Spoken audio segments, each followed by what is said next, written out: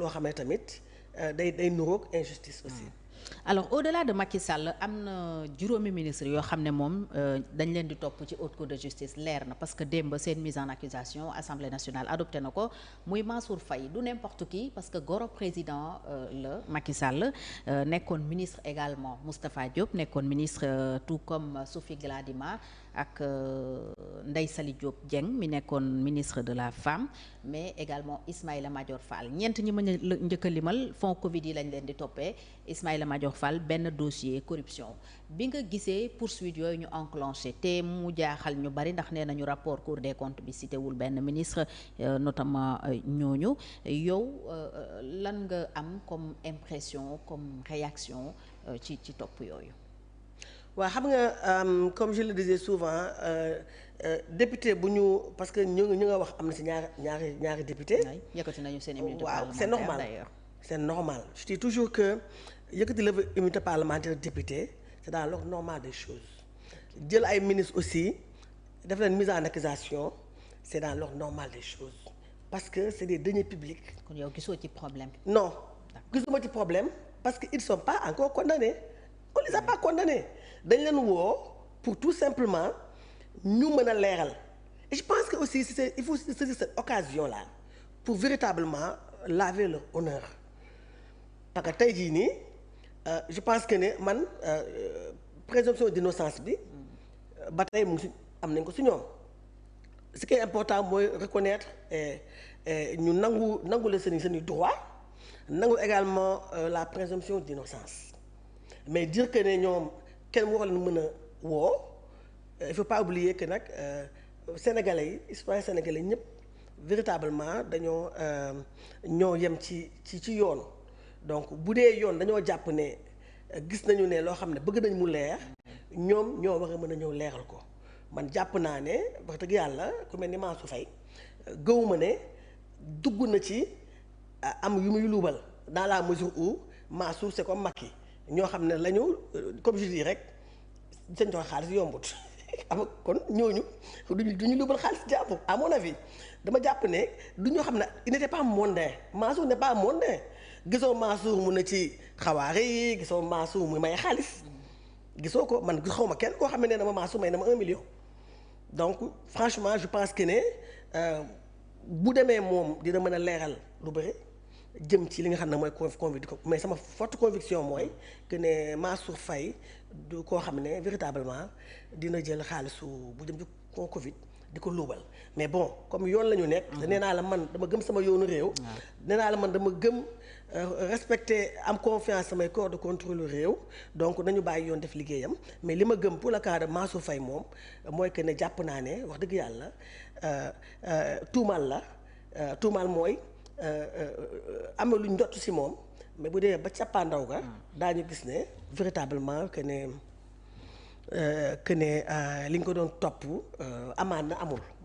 Voilà. Kawu Sophie Gladima ak Ndeye Saly Diop particulièrement Ndeye Saly parce que elle a plaidé sa cause keroog bi ñuy yëkkati immunité parlementaire am ñaari kaawu jigéen nga moo tax ma di la ci interpeller particulièrement nan nga ko gisee. mais comme je t'ai dit rek. pour yow moom ak yeneen dossiers waaw comme li ma la wax kese boo yoree xaalisu réew mi wax dëgg yàlla yoon am na sañ-sañ wala. laaj la mu leeral c'est l'occasion pour ñoom. ñu seetal seen der.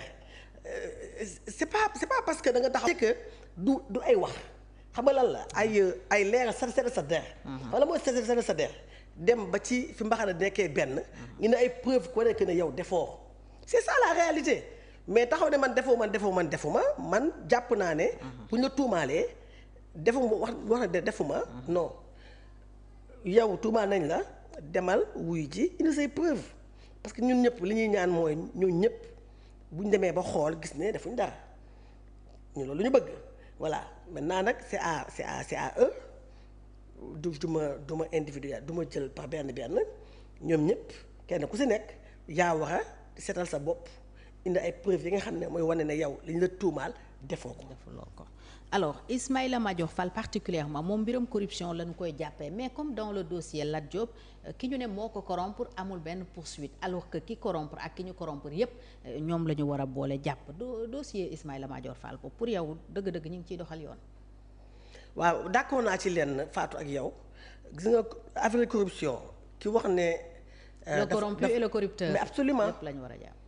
ñoom ñaar ñëpp la ñu war a jàpp kon mais bon peut-être bémol bi corrupteur bi am mooy du yorul nekkut solul mbubu ministre. à mon avis que ne moom yorul xaalisu réew mi que moo tax ñu topp le corrompu et supposé corrompu. mais que ce soit le corrompu le supposé corrompu. que la ki corrompu. ñoom ñaar ñëpp ñoo wax a àtte ci yoon. mais maintenant comme le ministre Ismaïla Madior il n'a pas dafa moom weddi na nee na loolu musul am ñun duñu mën lu dul gëm ko moom nee na joxoon nañ ko mu delloo ko diplomatiquement. waaw c'est là où ça pose problème. franchement man ku ñëwoon di ma corrompre ma nekk ministre de la République en plus ministre de la justice. yaakaar naa ne sama bureau boo fay génn. waa dig mënoon nga fay génne c'est ça mais doo génn noonu nga def parce que la corruption doit être dénoncée. te moment boobu Macky Sall tegoon ay instruments yu bëri pour xeex corruption. absolument mais le président Macky Sall moo fi teg kii code même le parquet financier ñoo ko voté. oui le pôle judiciaire président Macky Sall moo ko fi def c'est-à-dire que les nouveaux tenants du pouvoir ñoo ko matérialiser. te président Macky Sall ki ko fi teg bu fi toogoon ba tey da koy matérialiser kon kooku kon. faloon na sax ay juges. kon kooku bëgg na bonne gouvernance président Bassirou Diomaye Faye ñëw abrogé. absolument xam nga kon bëgg na bonne gouvernance moo tax si les gens disent que Macky Sall a raté sa politique de bonne gouvernance je dis non parce que ku bëggul bonne gouvernance ku bëggul transparence doo teg des corps de contrôle.